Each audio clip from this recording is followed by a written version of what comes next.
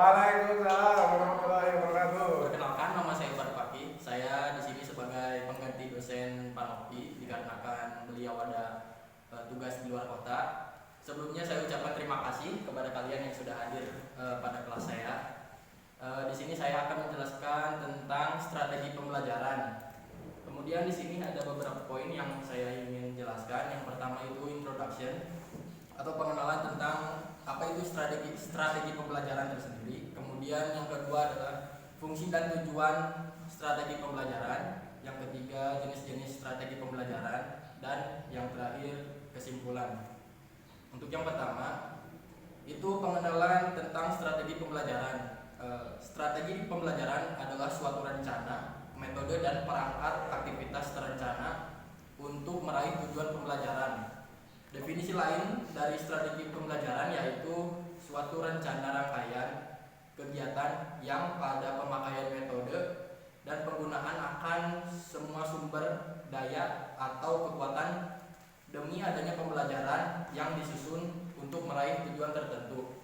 Kemudian di sini ada komponen-komponen yang harus ada di strategi pembelajaran. Yang pertama tujuan pembelajaran, kemudian serangkaian kegiatan guru dan siswa atau tatap muka, kemudian metode yang variatif, media pembelajaran yang relevan, pengelolaan kelas yang dinamis, dan penilaian pembelajaran.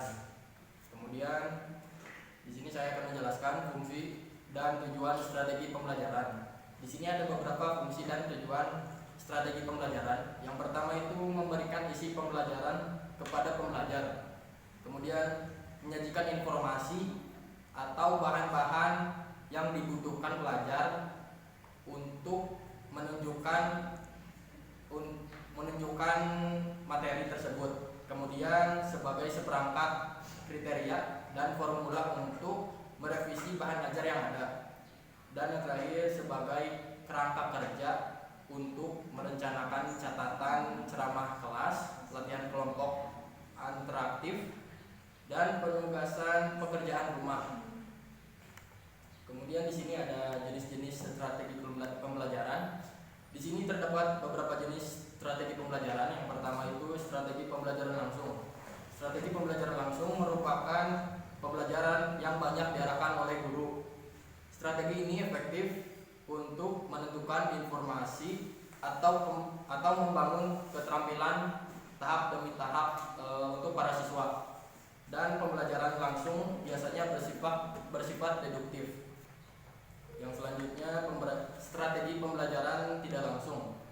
Strategi pembelajaran tidak langsung sering disebut inquiry, induktif, pemecahan masalah, pengambilan keputusan, dan penemuan.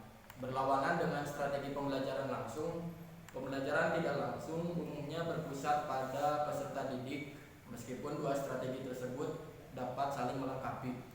Peranan guru bergeser dari seorang penceramah menjadi fasilitator untuk para siswa. Kemudian strategi pembelajaran interaktif. Pembelajaran interaktif menekankan pada diskusi dan sharing di antara peserta didik. Diskusi dan sharing ini memberi kesempatan bagi peserta didik untuk bereaksi atau berkreativitas terhadap gagasan, pengalaman, pendekatan, dan pengetahuan guru atau temannya untuk membangun cara alternatif untuk berpikir dan merasakan. Kemudian ada strategi pembelajaran empirik atau eksperiensial.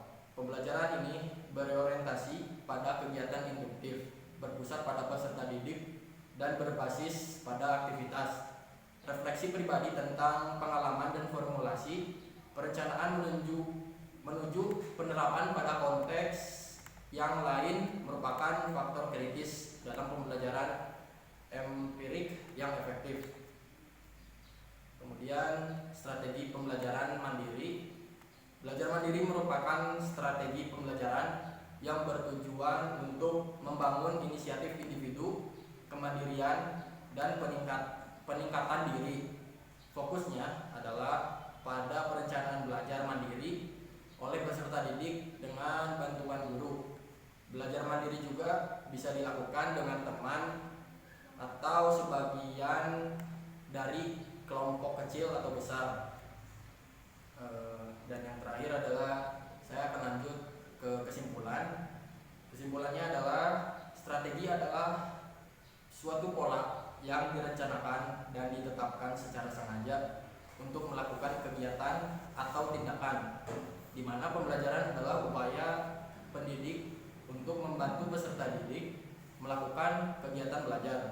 Dengan demikian, strategi pembelajaran mencakup penggunaan pendekatan, metode, dan teknik, bentuk media, sumber belajar, pengelompokan peserta didik untuk mewujudkan interaksi eduksi antara peserta didik dengan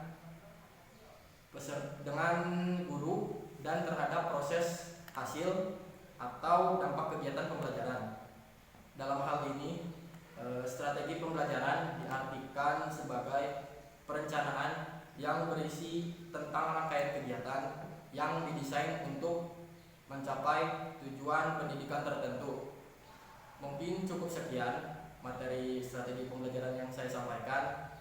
Kurang lebihnya mohon maaf apabila ada kesalahan dalam penyampaian materi.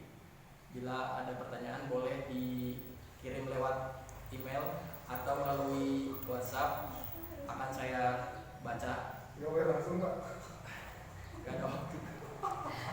Terima kasih atas perhatiannya. Wassalamualaikum warahmatullahi wabarakatuh. Waalaikumsalam warahmatullahi wabarakatuh.